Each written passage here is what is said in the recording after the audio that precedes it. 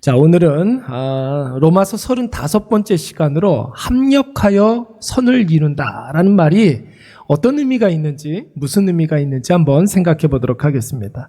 오늘 우리가 교회에서 자주 사용하는 말들 가운데 이 말 굉장히 많이 쓰죠. 합력하여 선을 이룰 거야. 뭐 이런 말 굉장히 많이 하는데, 우리 28절 말씀 다 같이 한번 읽어볼까요? 시작. 우리가 알거니와 하나님을 사랑하는 자, 곧 그의 뜻대로 부르심을 입은 자들에게는 모든 것이 합력하여 선을 이루느니라. 아멘.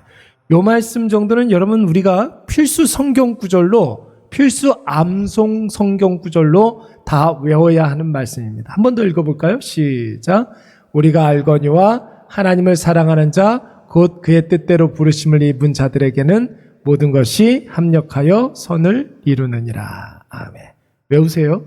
예, 로마서 8장 28절 말씀. 여러분 이 말씀을 우리가 어떻게 이해하고 있습니까?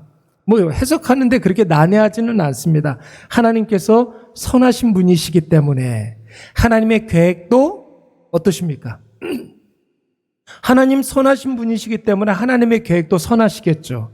하나님께서 행하시는 그런 모든 일의 과정도 선할까요? 악할까요? 너무 당연하게 선하겠죠.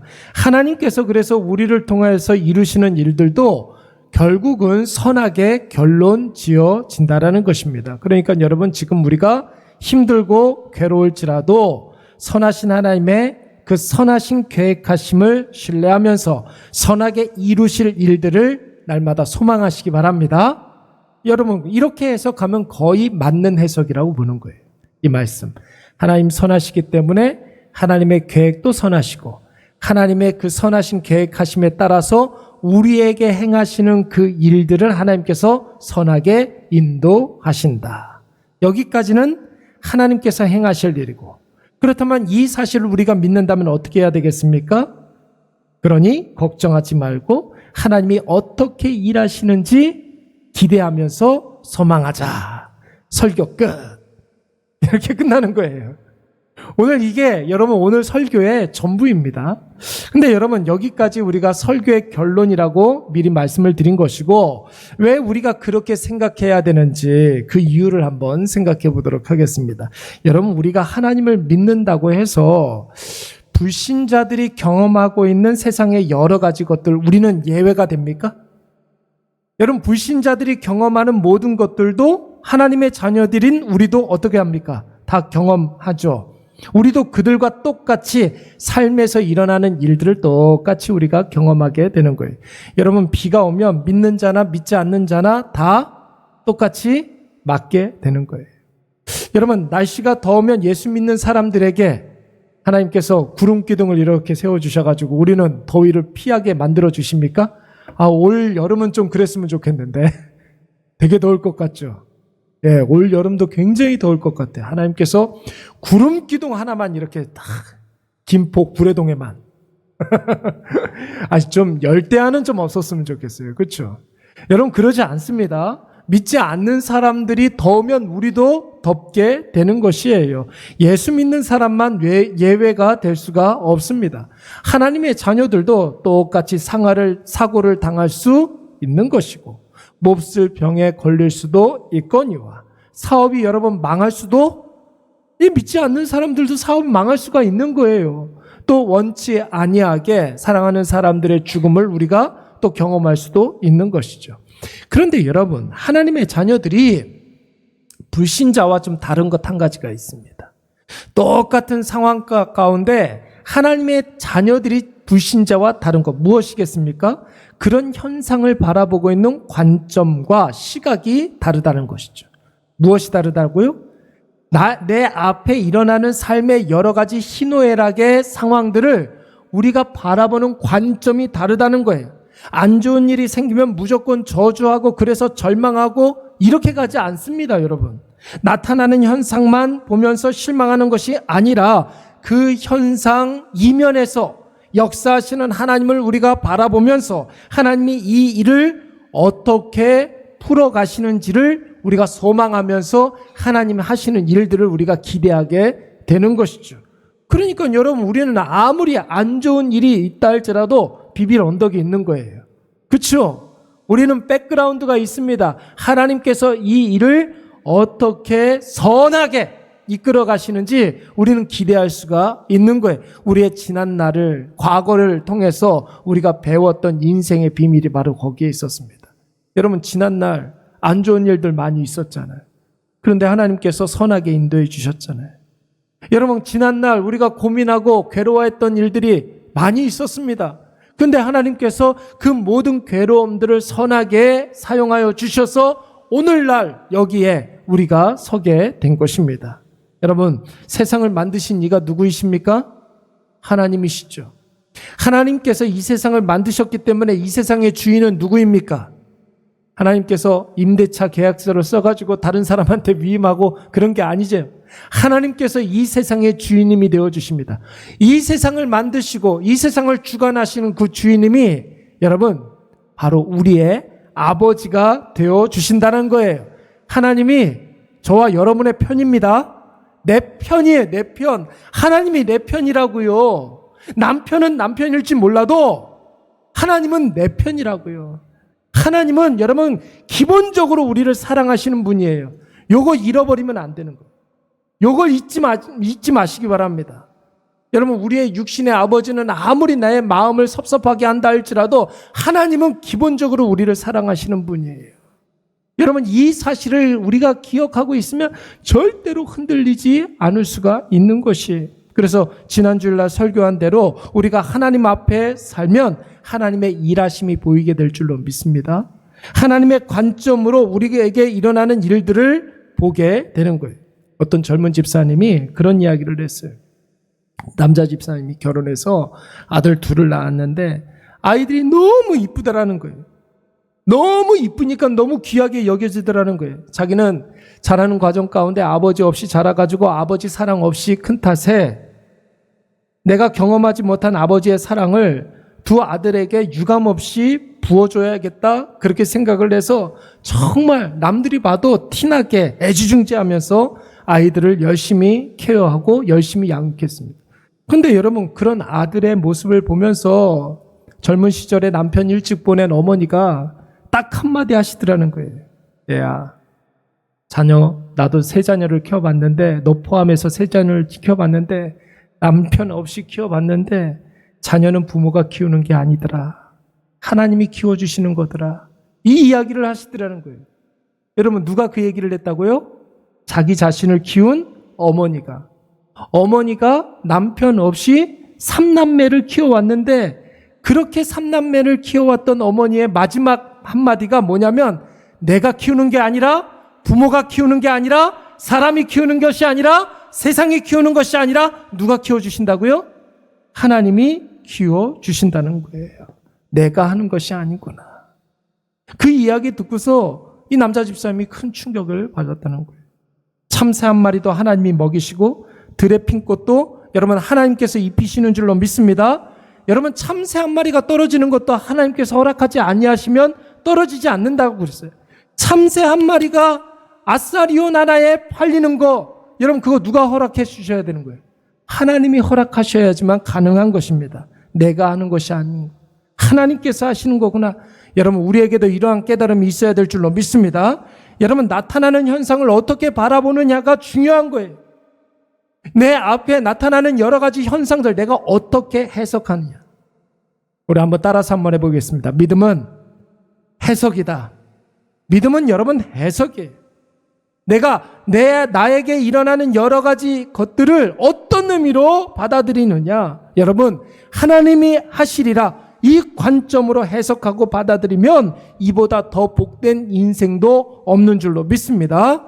여러분, 왜 신앙생활에 있어서 하나님의 말씀이 중요합니까? 말씀이 중요하다는 이야기를 하죠. 왜 말씀이 중요합니까? 그 말씀이 누구로부터 나왔기 때문에.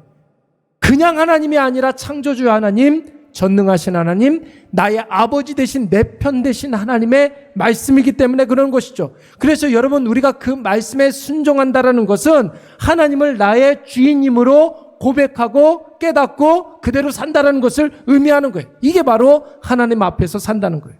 그러니까 여러분, 하나님 앞에 산다라는 것은 말씀대로 산다라는 거예요. 요즘 제가 자주 이야기하는 거 있지 않습니까? 마음대로 살지 말고 말씀대로 살자.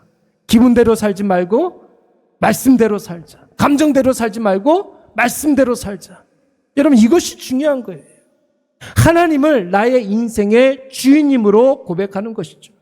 여러분, 기도가 왜 중요합니까? 하나님이 공급자 되어주신다는 사실을 우리가 기도를 통해서 인정하고 고백하는 거예요. 하나님께서 공급자 되어주신다. 우린 늘 부족하잖아요. 그래서 하나님께 우리가 무엇을 구합니까? 주여, 나에게 은혜를 부어주시옵소서. 여러분, 세상에 이 기도보다 더 좋은 기도는 없다고 그랬어요. 마땅히 우리가 전능자 되신 하나님 앞에서 기도해야 할 기도의 제목, 주여 나에게 무엇을? 은혜를 부어 주시옵소서. 이럴 때는 좀 강하게 그렇게 하시는 거예요. 주여 나에게 은혜를 베풀어 주시옵소서. 여러분, 하나님이 채워주심을 확신하고 기도하는 거예요.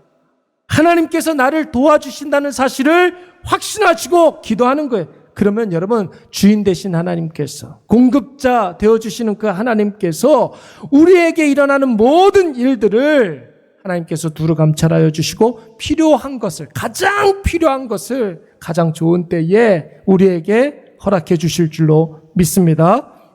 그래서 여러분, 성경은 종종 우리에게 뭐라고 그래요? 우리를 뭐라고 표현합니까? 그릇이라고 우리를 표현한단 말이에요. 그릇. 어떤 그릇이 쓰임을 받습니까? 금그릇도 있고 은그릇도 있고 나무그릇도 있고 질그릇도 있는데, 여러분, 하나님 나라에서의 그릇은 어떤 그릇이 쓰임받는데요? 준비된 그릇, 설거지되어 있는 그릇. 설거지되어 있는 그릇. 아니, 손님이 왔는데 설거지도 안 되어 있는 그릇에다가 대접을 하면 되겠습니까? 밥풀떼기 이렇게 묻어있고 고춧가루 이렇게 묻어있고 막 그러면 어떻게 됩니까?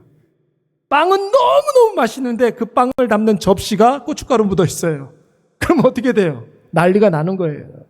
난리가 나잖아요. 그러면 토요일 날 가오픈이죠. 기도하고 있습니다. 기도 많이 하고 있어요.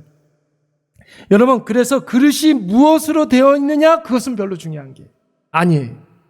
금그릇이냐 은그릇이냐, 이제 막 만든 그릇이냐 오래된 그릇이냐, 그건 중요하지 않아요. 어떤 그릇이 중요하다? 은혜를 담아두기에 합당한 그릇. 여러분, 깨끗하게 설거지되어 있는 그릇이 되시기를 바랍니다. 그런 그릇에 하나님께서 절철 넘치도록 은혜를 부어주시는데, 넘치고 넘쳐서 내 주변에 있는 사람들에게까지도 그 은혜가 흘러가야 될 줄로 믿습니다. 여러분, 예수 없는 사람들이 예수로 사는 사람들을 이해하지 못하는 이유가 있죠. 왜 그래요? 똑같은 일에 대해서 해석이 다르기 때문에 그래요. 여러분, 예수가 마음속에 없는 사람들은 보이는 대로 직관적으로 해석을 할 수밖에 없어요.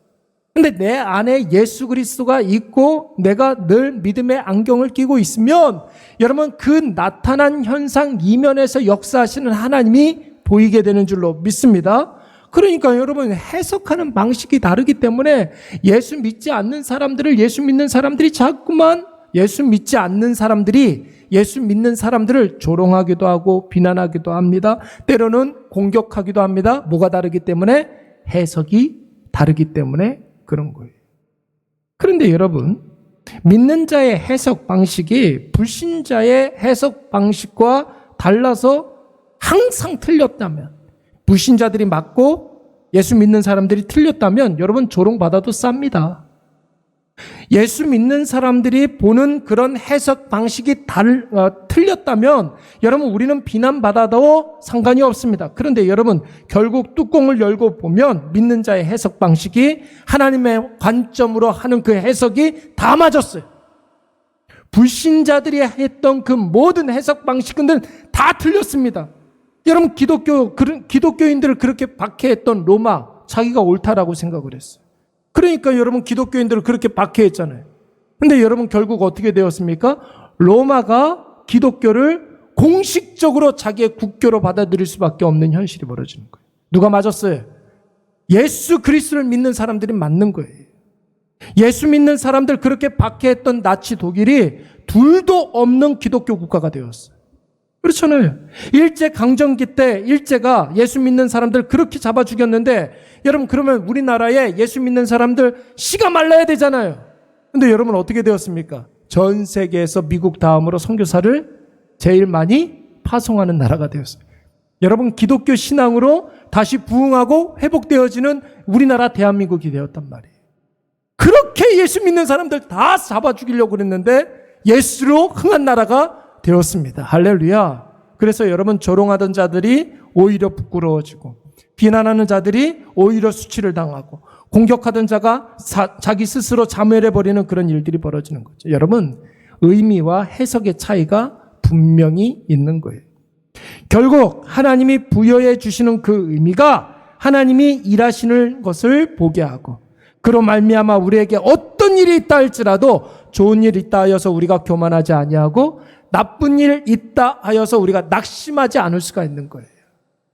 우리가 실망하지 않을 수가 있는 거예요. 우리가 죄 짓지 않아도 되는 거예요. 왜요? 하나님께서 그 안 좋은 일, 걱정하는 일들, 문제를 통하여서 우리에게 자랑과 성숙의 놀라운 역사를 보여주실 것이기 때문에 그런 것입니다. 그런데 여러분, 우리 그거 한번 생각을 해봐야 돼요. 그러면 여러분, 교회 다니는 사람들이라고 해서 다 하나님의 해석 방식으로 살아갑니까? 교회 다니는 사람들이라고 해서 다 하나님의 관점으로 보고 하나님이 부여해 주신 그 의미를 다 찾습니까?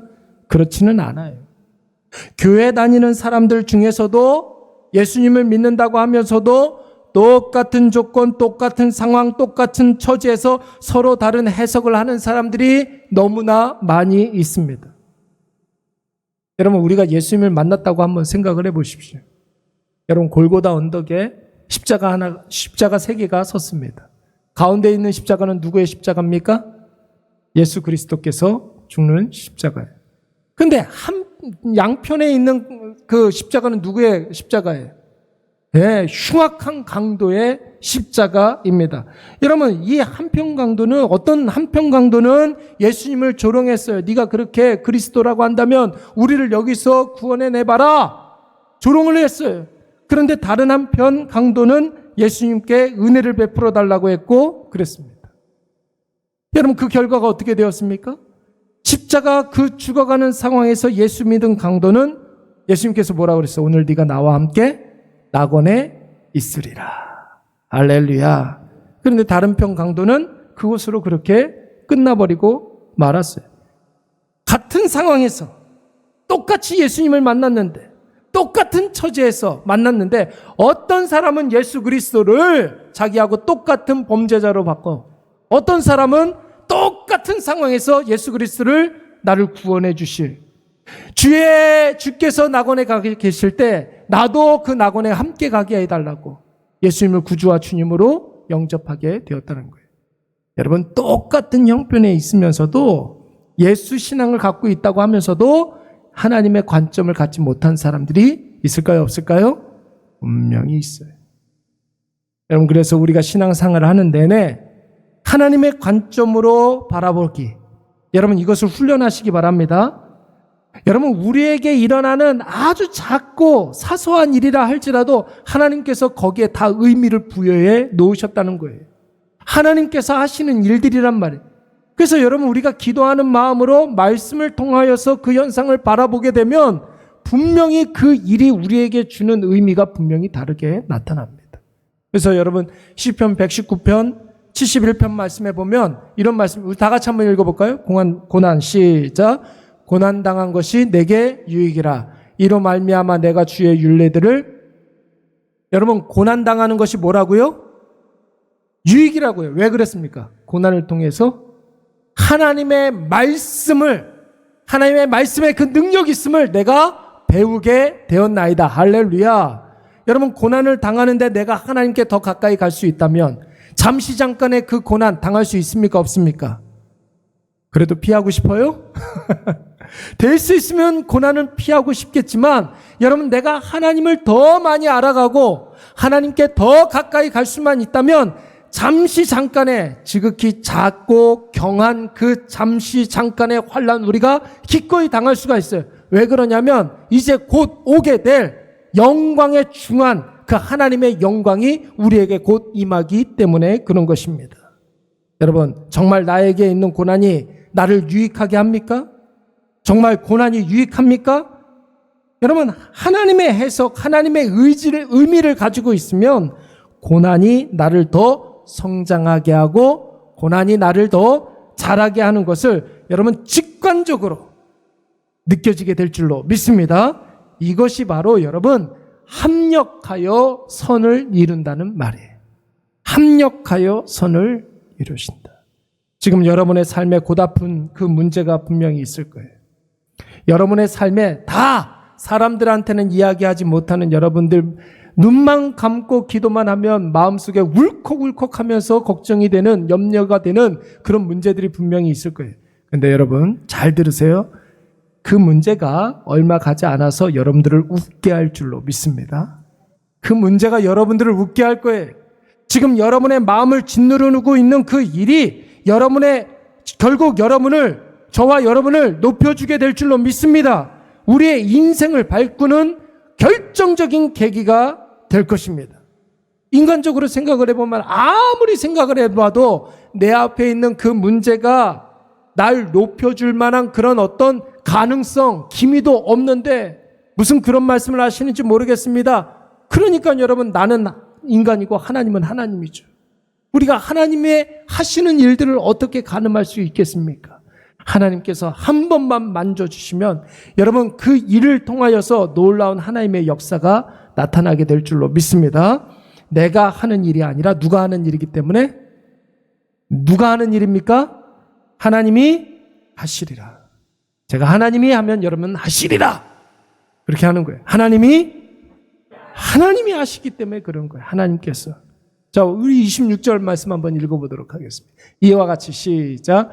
이와 같이 성령도 우리의 연약함을 도우시나니 우리는 마땅히 기도할 바를 알지 못하나 오직 성령이 말할 수 없는 탄식으로 우리를 위하여 친히 간구하시느니라. 아멘.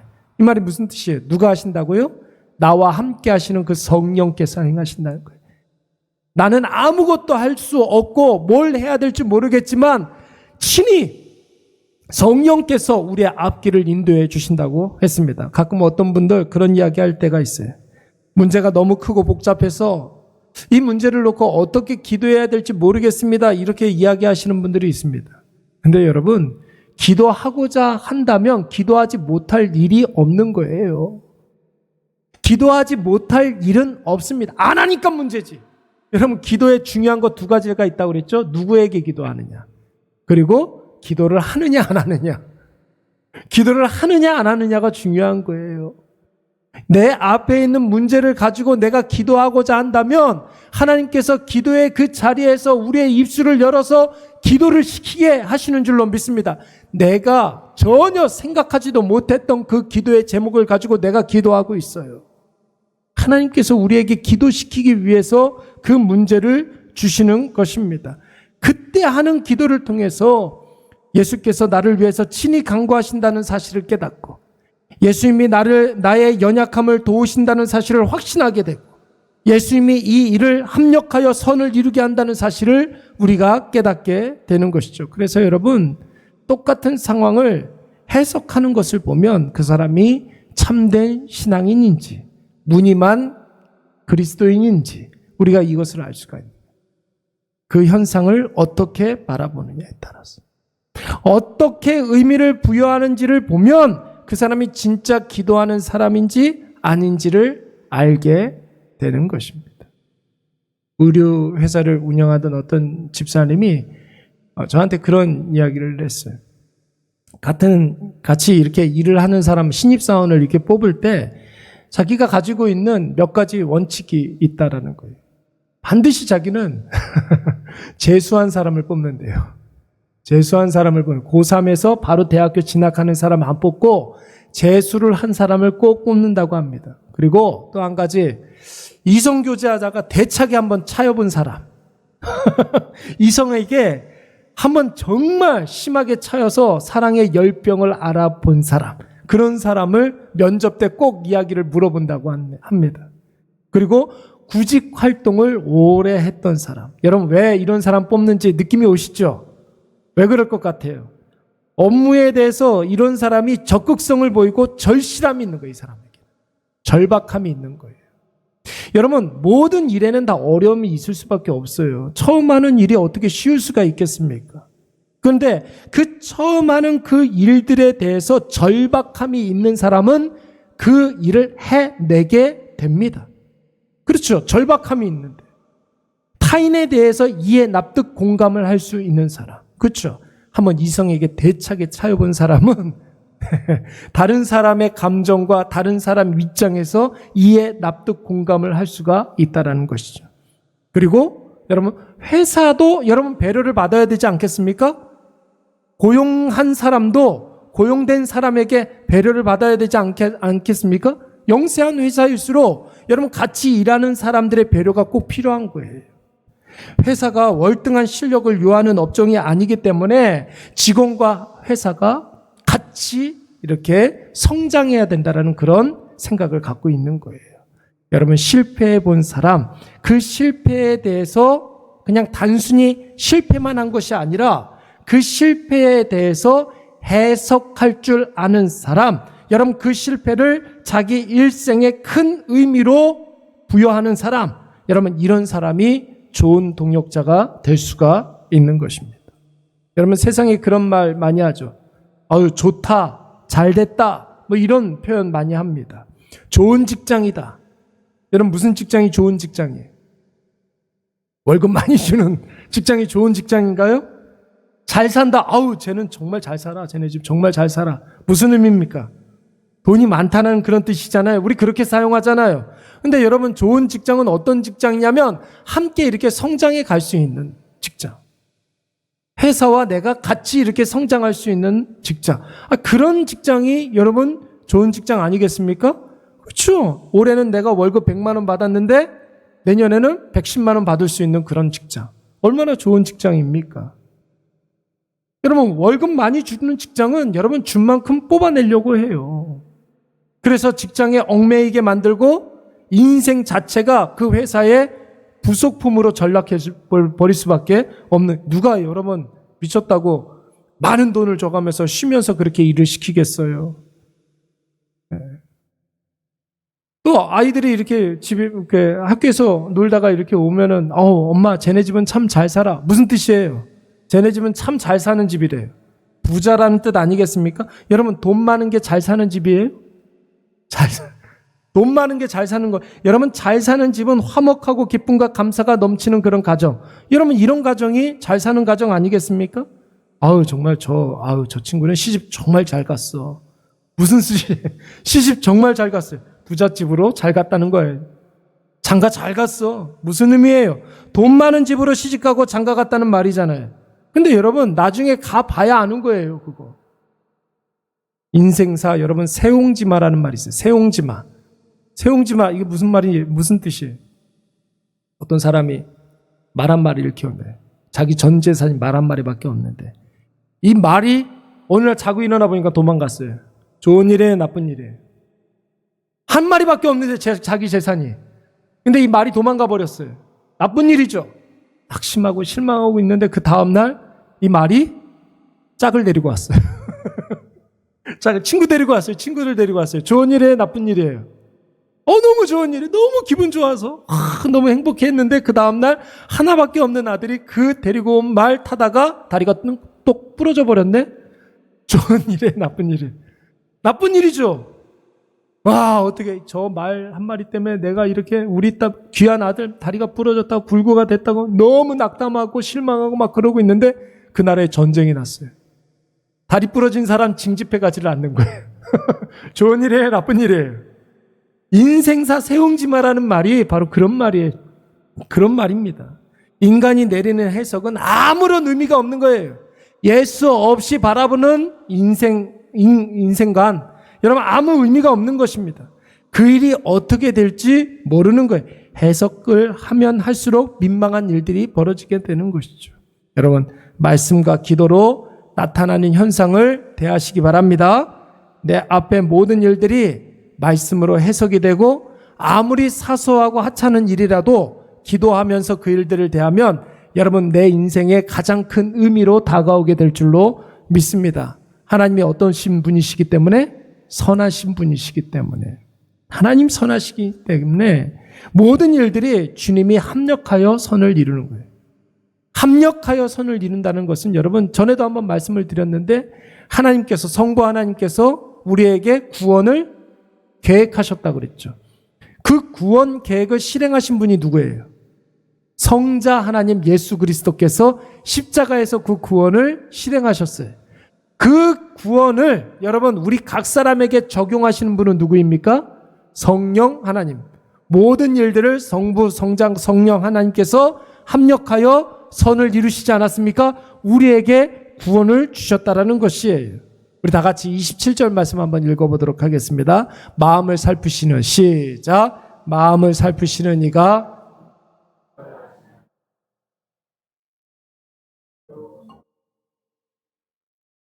아멘. 사랑하는 여러분, 앞서도 제가 말씀을 드렸던 것처럼 신앙은 뭐라고요? 믿음은 해석이라고 그랬어요. 우리 앞에 있는 여러 가지 현상들 우리가 어떻게 해석하느냐. 하나님의 관점으로 그것을 보는 거예요. 하나님이 하시리라. 이 기준으로 해석해야 될 줄로 믿습니다. 성령께서 친히 깨닫게 하시고 성령의 계획을 반드시 성령께서 성취하실 거예요. 하나님께서 선하시기 때문에 여러분 우리 앞에 있는 모든 일들이 결국 선하게 성취될 줄로 믿습니다. 오늘 이것을 꼭 기억하셔서 내 삶에 전에도 말씀을 드렸지만 부정적인 것 9개가 있더라도 하나님의 은혜의 요소 한 가지만 깊이 묵상하게 되면 이 은혜가 9가지에 있는 모든 부정적인 요소를 완전히 압도하게 될 줄로 믿습니다. 그래서 우리의 모든 삶에 하나님의 은혜가 넘쳐나게 될 줄로 믿습니다. 우리 말씀